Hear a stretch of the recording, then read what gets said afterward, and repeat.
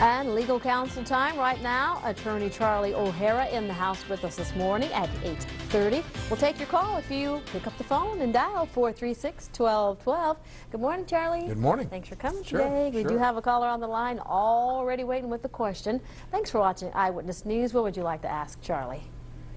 Yes, I would like to know how a woman that makes less than $16,000 a year can get a divorce.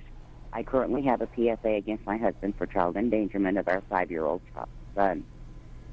And every attorney I have called and talked to in a 4-county area wants at least $1,500 to $2,000 upfront cash in hand first before they'll even take a case. I currently have, like I said, the PFA against my husband for child endangerment. The courts won't appoint attorney for civil cases.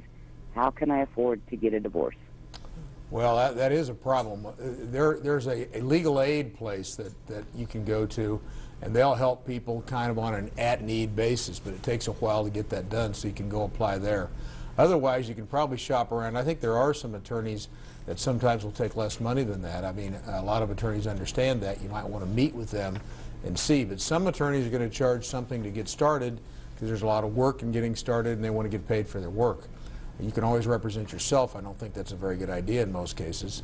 It's best to have an attorney. But I think if you would shop around a little more, you could probably find somebody that would start for less money. You just have to make a few more phone calls. Probably got to work at it a little bit. Yeah. Okay.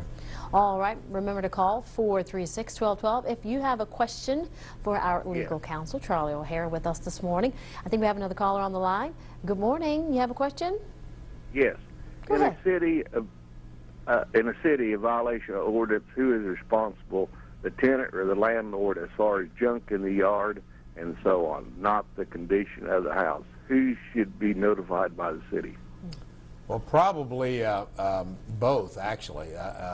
If you have a lease for the property, you should be notified, but the landowner should be notified also, because it could have long-term effects on him owning the property. So both of them should be told by most ordinances. I think the city usually knows how to handle that. If you make a complaint to the city, they'll know who to notify. They'll do the correct notification and get everybody notified, but probably both would be the answer. Okay, thank you for your call. Appreciate it. Good morning. You're watching Eyewitness News. You have a question for Attorney Charlie O'Hara? Yes.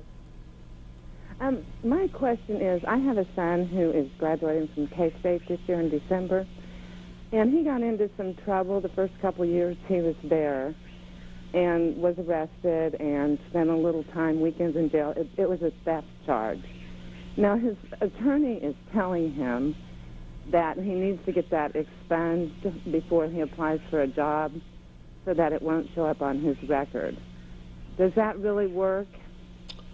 Well, in theory it does. What expungement means, as I've said before, is that it never happened.